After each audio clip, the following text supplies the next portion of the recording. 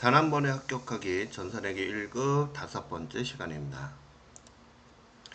자, 이번 시간에는 우리 자산회계에서부터 들어갈 거예요. 자, 먼저 첫 번째 당좌자산서부터 들어갈 건데요. 자, 우리가 이제 그 자산이다라고 하는 것은 유동성 배월법에 의해서 우리가 유동자산하고요. 그 다음에 비유동자산으로 나누게 되잖아요. 그죠?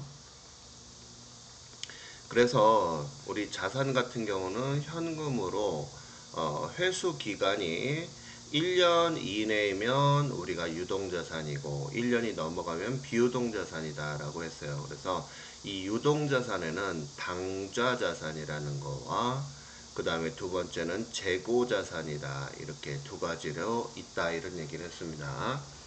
자, 그러면 이 당좌는 바로 현금화 시킬 수 있는 것이고, 재고자산은 판매 과정을 거쳐서 자금 회수가 이루어지는 이런 부분이 재고자산이다 라고 했습니다.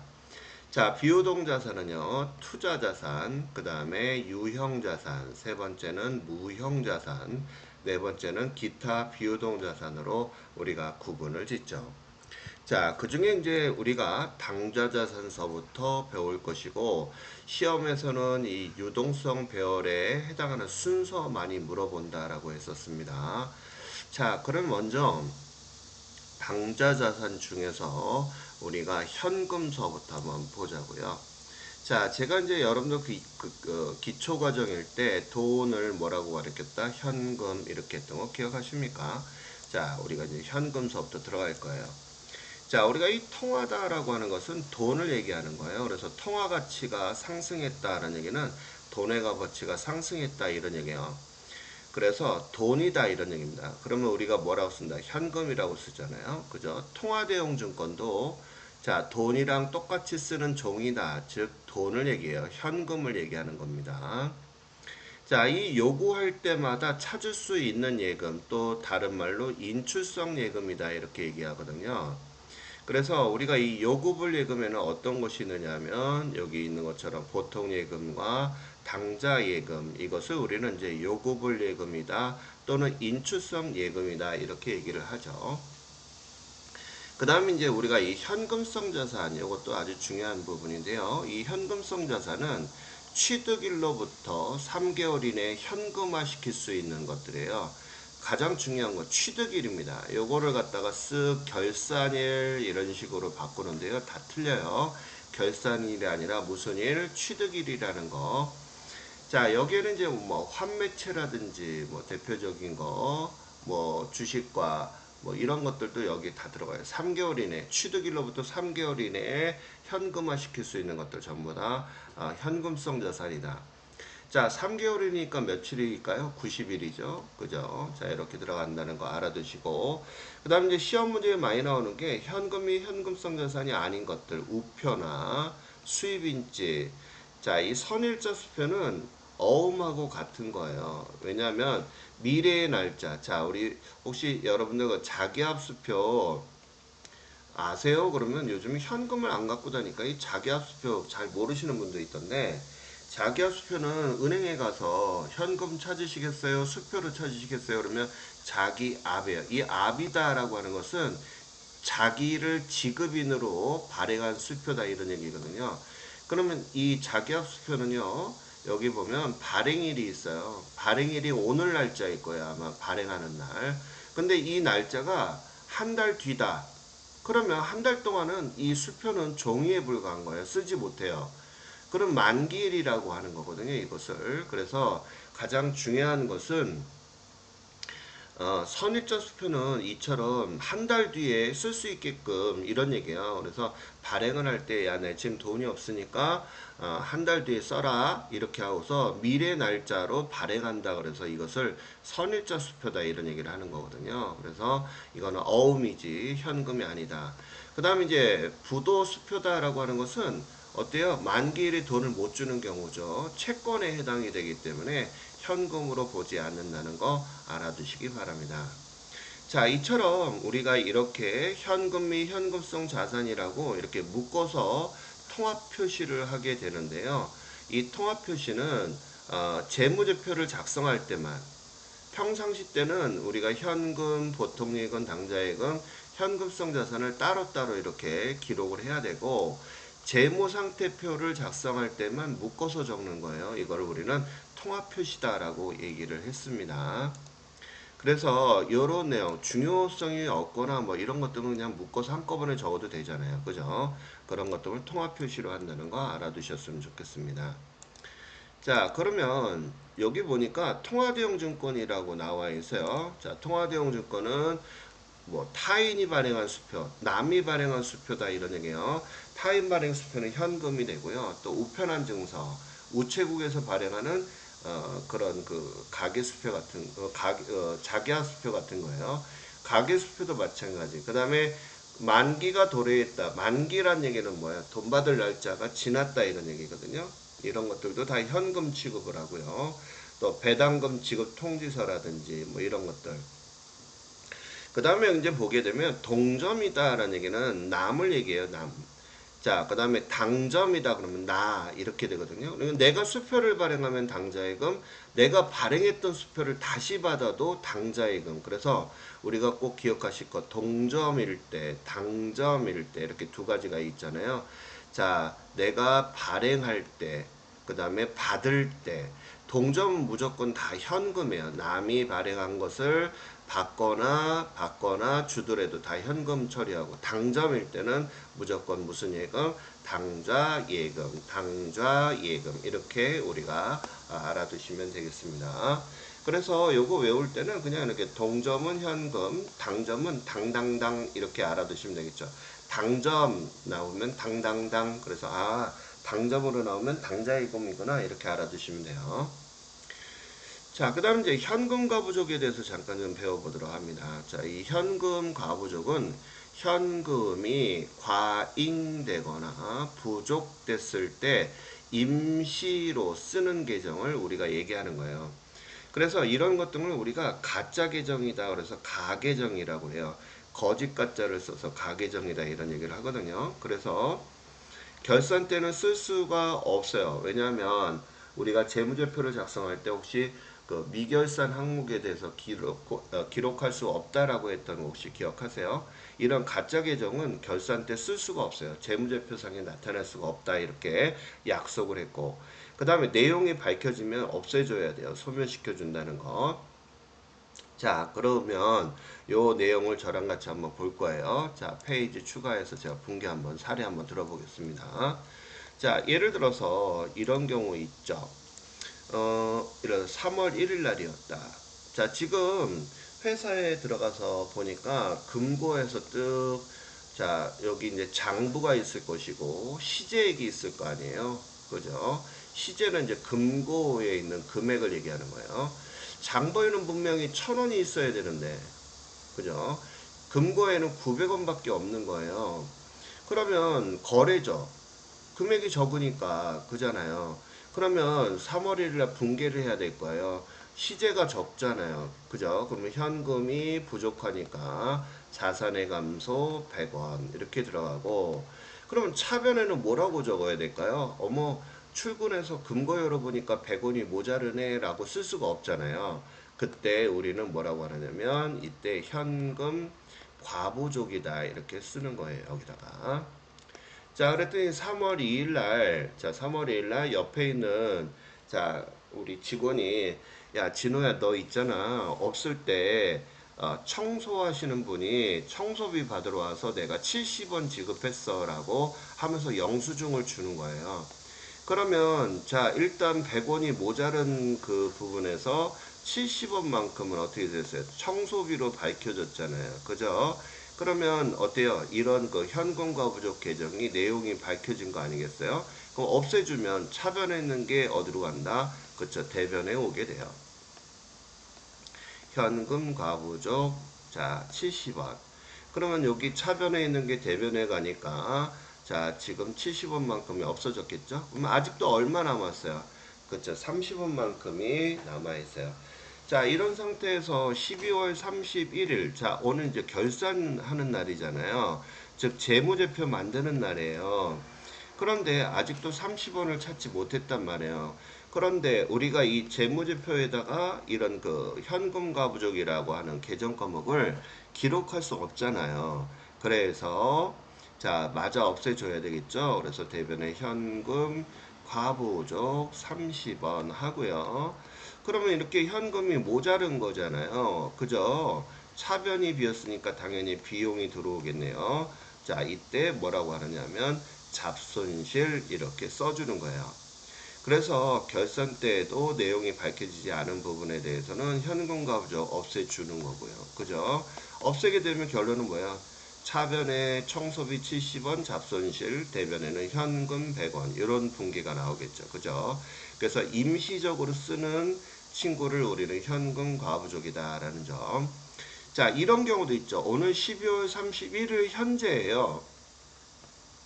근데 이렇게 되는 경우가 있잖아요. 그죠? 12월 30일 날. 그러면 이날은 결산서 만들어야 되는데, 그죠? 일단 현금이 모자랐어요. 100원. 그런데 이때는 결산서 만드는 당일날 현금과 부족이라고 쓸 수가 없잖아요. 그러면 이때는 바로 뭐라고 쓴다? 그쵸? 잡손실 100원 이렇게 바로 적어준다는 거 알아두시기 바래요. 자, 그러면 또 한번 연습해 볼까요? 자, 5월 1일 날이에요. 자, 장부에는요, 1,000원만큼이 있어야 되는데, 시제액은, 즉, 금고에는 1,200원이 있는 거예요. 기분 되게 좋죠. 만약에 이거 주머니 집어넣는 순간 공금횡령으로 들어갑니다. 공금횡령은요, 최소 6개월 징역형이에요. 그러니까, 돌같이 그런 거에 욕심내시면 안 됩니다. 자, 5월 1일 날이 됐어요. 자, 그러면 거래잖아요. 증감 변화 있었잖아요. 그죠? 자산이 증가돼서 현금 200원만큼이 늘어났단 말이에요. 그러면 이때 바로 우리가 뭐라고 쓰냐면, 어머, 현금이 늘었네. 땡이로구나. 라고 적을 수 없죠. 그죠? 이때 우리는 현금 과부족 이렇게 적어요. 자, 5월 1일, 2일 날 옆에 있는 친구가 뭐라냐면, 야, 우리 있잖아, 건물, 밑에 세입자가 150원만큼 임대료 주고 갔어. 이런 얘기예요. 그러면 임대료를 받은 거잖아요. 그러면 임대료, 자, 얼마, 150원 받은 거의 내용이 밝혀졌죠? 그러면 이 현금과 부족 없애줘야 되니까 차변의 현금과 부족, 자, 150원 이렇게 내용이 밝혀지게 되죠. 자, 오늘 이제 결산일이에요. 결산일이 됐는데도 아직도 자, 50원만큼 밝혀지지 않았죠. 그럼 현금이 남는 거니까 이때 뭐라고 쓴다? 잡이익 이렇게 써주면 돼요. 만약에 오늘이 결산일에 이렇게 현금이 남아돌았다 하면 차변의 현금 200원, 대변에는 잡이익 200원 이렇게 회계 처리한다는 거 알아두시면 되겠습니다. 자, 그러면 이제 우리가 우리 그 방금 현금과 부족에 대해서 배웠잖아요. 그래서 결산 때는 우리가 소멸하는 붕괴, 또 내용이 밝혀지게 되면 소멸시킨다는 얘기. 그래서 결산 때 현금이 많으면 잡이익으로 처리하거나 잡손실로 처리하는데 이 현금과 부족 같은 경우는 결산 붕괴로도 시험에 자주 나오니까 반드시 머릿속에 담아 두셔야 됩니다. 자, 그럼 시험 문제 한번 풀어보자고요. 다음 현금 및 현금성 자산 금액은 얼마냐? 자, 국세 환급 통지서 우리가 통화대형 증권에 해당이 되고요. 그 다음에 선일자 수표는 어음에 해당이 된다라고 해서 해당이 없어요. 그 다음에 우편한 증서도 통화대형 증권에 해당이 되고, 자, 직원 가불금은 회사에서 직원에 대한 채권에 해당이 되니까 해당이 안 돼요. 그 다음에 자기야수표 현금이고요. 그 다음에 취득 당시 만기가 3개월 이내라고 했어요. 정기제품 50만원도 마찬가지 우리가 현금성 자산이죠. 그러면 이렇게 동글뱅이 친 것들 쭉 더하니까 74만원이 현금 및 현금성 자산이다. 이렇게 보시면 되겠습니다. 자, 그 다음에 재무상태표의 현금 및 현금성 자산으로 자, 계상되는 것은 이렇게 우편화 수입인지는 통신비나 아니면 무슨 뭐 선급비용 뭐 이렇게 처리하면 되고요. 타인 발행의 약속어음이잖아요. 약속어음은 우리가 타인 발행의 약속어음을 받으면 받으러음이 되는 어음이 돼버리는 거죠. 그 다음에 질권 설정된 보통예금이다. 질권이라는 얘기는 담보 제공이나 뭐 이런 부분이에요. 그래서 우리가 보통예금을 쉽게 우리 마음대로 쓸 수가 없어요. 왜? 딱 법적으로 이렇게 못 쓰게 이렇게 막아놓은 것을 질권이라고 하거든요. 그래서 이것도 우리가 현금 및 현금성 자산이라고 쓰면 안 돼요. 그럼 여기에서 정답은 4번이겠네요. 3개월 이내 하는 채권은 우리가 현금성 자산으로 보기 때문입니다. 자, 그 다음 문제 볼게요. 자, 이번에는 이제 우리가 단기 매매 증권으로 들어갈 거예요. 자, 이 단기 매매 증권 앞에 단기가 붙었죠? 자, 1년 이내에 자, 사고 파는 게 빈번하는 거예요. 사고 파는 게 빈번하게. 그러면 뭐를 유가증권을 해요. 주식, 사채 이런 것들. 그래서 우리가 저 증권거래소에서 사고 팔고 막 이러잖아요. 그래서 시험 문제를 보게 되면 분기 앞부분에 이런 얘기가 나와요. 시장성이 있거나 또는 단기적인 시세 차익을 목적으로 구입했다. 그러면 우리는 이걸 뭐라 한다? 단기 매매 증권이다. 이렇게 알아두시면 돼요. 이거 아주 중요한 말이에요. 우리 회계는요. 앞에 하고 뒤에 먼저 보고 그 다음에 몸통을 먼저 보는 거예요. 앞에 보고 뒤에 보고 몸통을 세 번째. 우리는 보통 이렇게 쭉 서술 형태로 이렇게 읽잖아요. 그렇지 않아요. 회계는 앞에 말과 뒤에 말, 뭘 물어보는 거를 보고 몸통을 보면서 식을 쭉 적어가면서 쓰는 거거든요. 그래서 여러분들 그거 좀 알아두셔야 돼요. 그래서 단기적인 시세 차익을 목적으로 한다라고 하게 되면 얘는 단기 매매 증권이구나 이렇게 알아두셔야 돼요. 자, 그러면 시험 문제 우리 그 가장 많이 나오는 분계가 바로 살 때예요. 취득 원가. 내가 살 때 원가. 그러면 우리가 살 때는 증권거래소에서 뭐가 발생하죠?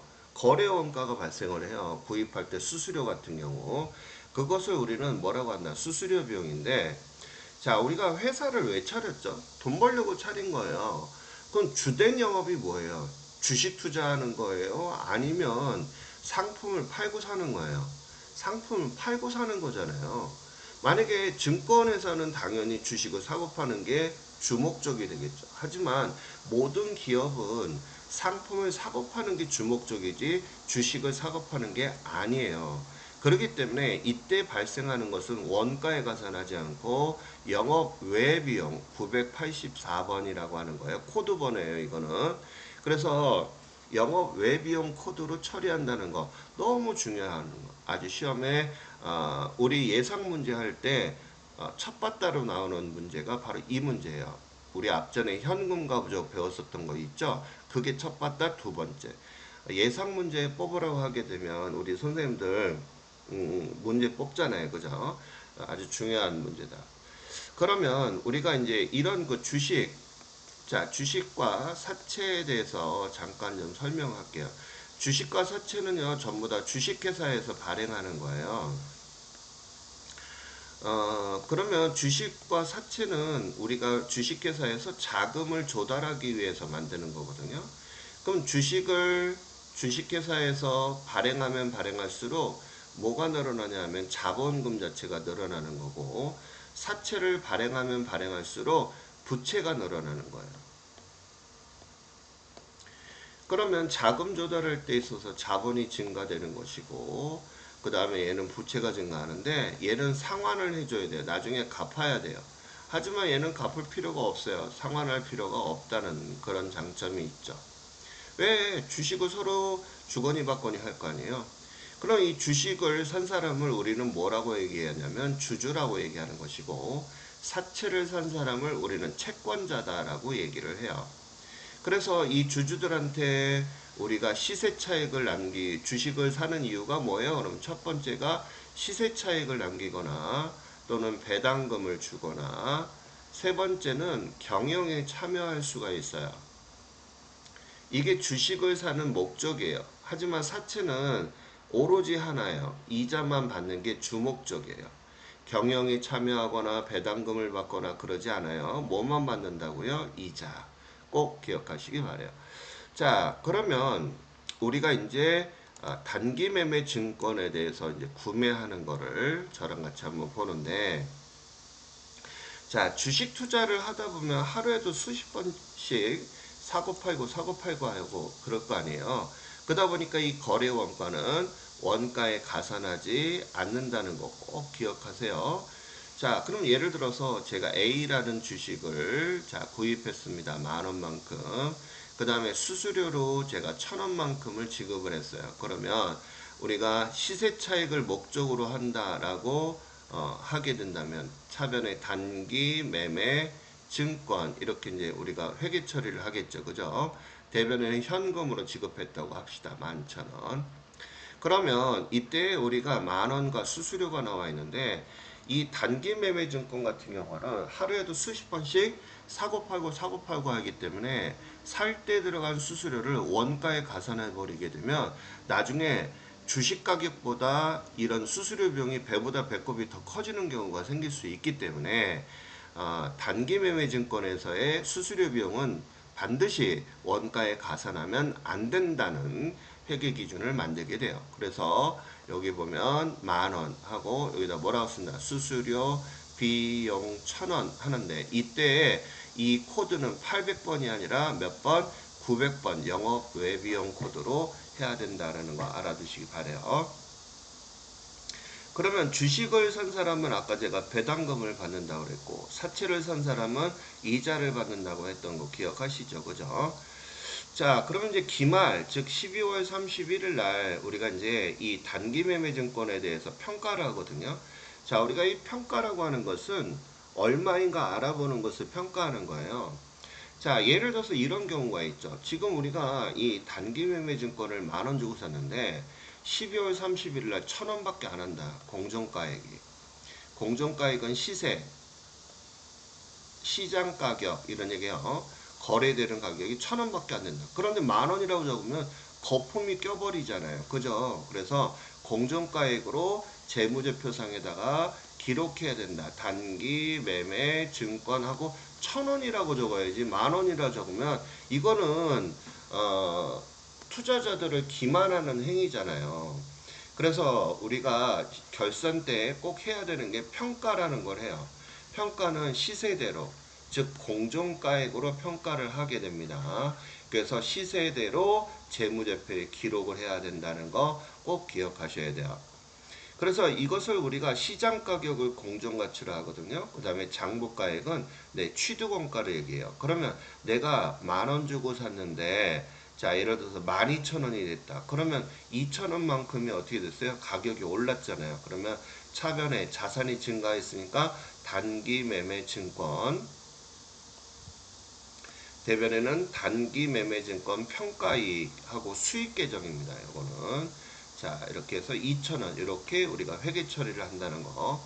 그럼 반대로 또 떨어질 수도 있잖아요. 그렇죠? 그러게 되면 자 자산이 감소가 돼 버리겠죠. 그죠? 그래서 우리가 어떻게 돼요? 차변에 자, 단기 매매 증권 평가 손실 1,000원만큼 손해를 봤다 그러면 1,000원. 대변에는 단기 매매 증권 1,000원. 자산이 감소됐으니까. 자, 이렇게 해서 우리가 평가한다는 거 어떤 개념인지 이해하셨습니까? 자, 이런 분기들 이 단기 매매 증권 평가는요. 결산 분기예요. 결산 분기. 시험에 아주 많이 나오니까 꼭 알아두셔야 돼요. 그래서 평가에서 이익을 보면 단기 매매 증권 평가 이익이 되겠고 반대로 손해를 보면 단기 매매 증권 평가 손실이 된다는 점 꼭 기억하시기 바라겠습니다. 아주 중요해요. 왜냐하면 제가 지금 뭐 다 중요하다 그러니까 뭐 다 중요하대 근데 다 중요해요. 왜냐면 중요한 것만 추려서 지금 강의하는 거잖아요. 그러니까 당연히 중요한 거니까 무시하시면 안 돼요. 자, 그런데 이번에는 이제 처분하는 경우가 있겠죠. 자, 보유 맨 처음에 취득하고 보유하고 보유하면서 결산을 맞으면서 평가를 하고요. 그 다음에 이제 처분하는 거.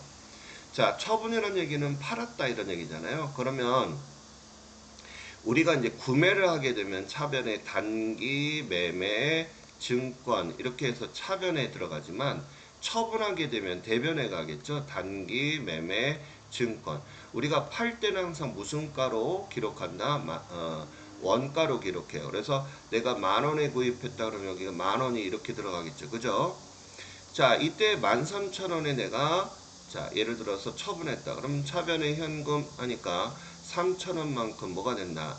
단기 매매 증권 처분이익 이렇게 들어가겠죠. 그죠? 자, 이렇게 들어갑니다. 자, 근데 이런 경우도 있어요. 어떤 경우가 있냐면 수수료 우리 공제하잖아요. 그죠?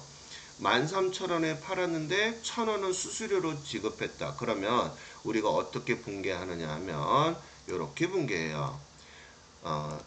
지급된 수수료 있잖아요. 그건 따로 분개하지 않고 현금으로 12,000원 받았다라고 하고 처분이익은 2,000원. 그래서 처분손익에서 이렇게 직접 차가감해서 우리가 회계 처리한다는 점 알아두셨으면 좋겠어요. 그래서 단기매매증권의 처분손익은 당기손익으로 처리한다는 얘기는 수익과 비용으로 처리한다 이런 얘기예요. 처분이익, 처분손실 이것을 우리가 당기손익이다 이런 얘기예요. 올해 수익과 비용으로 처리해라 이런 얘기입니다.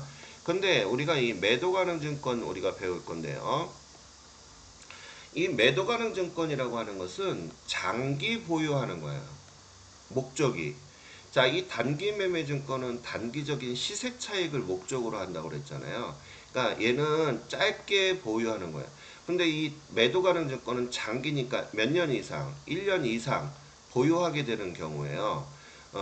그래서 이런 그 매도가능증권 같은 경우는 구입할 때에 구입 시 발생하는 수수료 있잖아요. 이건 원가에 가산해요.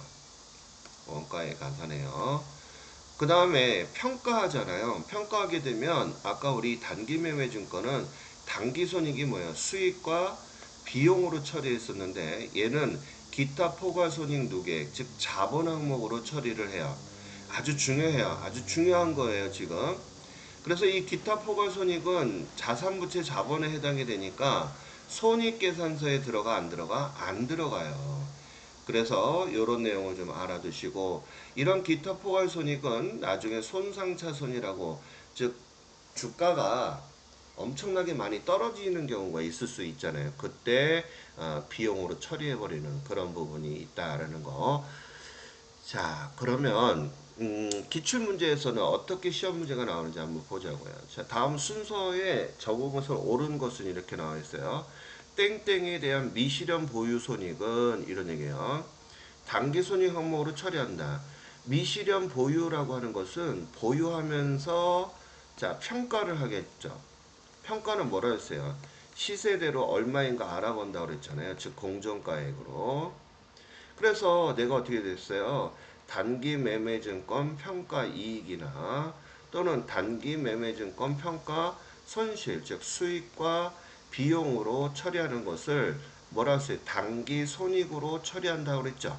그러면 다시 한번 읽어볼게요. 미실현 보유 손익은 뭐를 얘기하냐면 바로 이 평가 손익을 얘기하는 거예요. 다시 무슨 손익을 얘기한다? 평가 손익. 그럼 이 평가 손익은 수익과 비용으로 처리한다. 무슨 손익? 그렇죠. 단기 손익으로 처리한다. 그럼 뭐에 해당이 되는 거예요? 단기 매매 증권에 해당하는 얘기가 되는 거고요. 그 다음에 땡땡에 대한 미실현 보유 손익은 기타 포괄 손익. 이거는 방금 전에 제가 설명한 매도 가능 증권이죠. 매도 가능 증권은 평가 손익에 대해서는 단기 손익으로 처리하는 게 아니라 자본 항목 즉 기타 포괄 손익으로 처리한다라고 그랬었잖아요. 그래서 정답은 2번이 되는 문제입니다. 자, 이 문제는 회계 1급과 세무 2급에 자주 나오는 문제거든요. 여러분들 지금 세무 2급까지 준비하시는 분들이 계시기 때문에 이런 내용의 문제들은 너무 좋은 문제고 반드시 암기하셔야 됩니다. 꼭 기억하시기 바라요.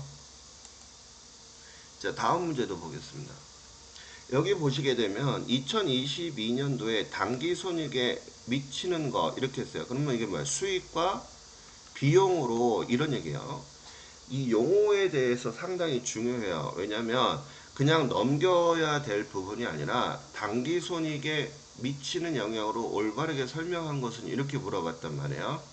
그러면 여기 한번 볼게요. 22년 3월 1일 시세 차익, 단기 시세 차익을 목적으로 취득을 했잖아요. 그러면 이렇게 단기 시세 차익을 목적으로 하는 걸 뭐라 한다? 단기 매매 증권이다. 이렇게 얘기하는 거거든요. 그러면 단기 매매 증권에 대해서 자 주당 1000주 곱하기 만원씩 액면가는 5,000원인데 이렇게 취득을 했어요. 그러면 이때는 액면가는 무시하는 거죠. 왜? 1000주를 주당 만원씩 구입했으니까 그러면 1000만원 나오잖아요. 그러면 차변에 단기 매매 증권, 그 다음에 대변에 현금 요렇게 이제 되겠죠. 수수료는 없었으니까. 자, 6월 30일 날 처분했어요. 그러면 300주만 이런 얘기니까 300주. 자, 먼저 내 거 계산해봐요. 내 거. 300주 곱하기 한 주당 아까 만원씩 구입했으니까 300만원 나오겠죠. 그죠? 자, 이게 내 원가잖아요. 내가 산 원가.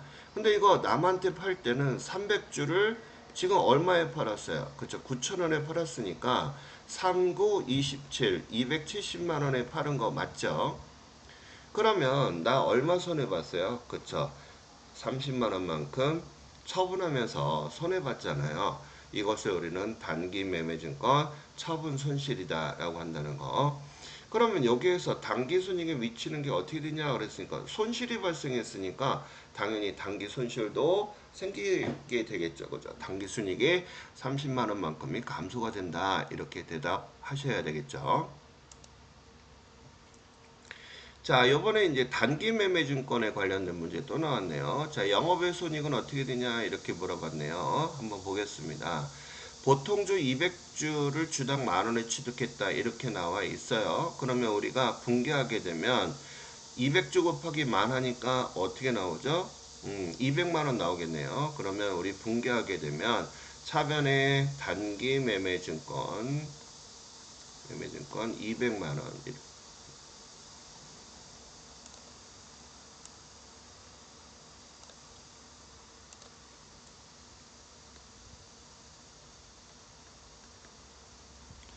그 다음에 대별은 뭐 현금이다 이렇게 쓰면 되겠죠. 그죠?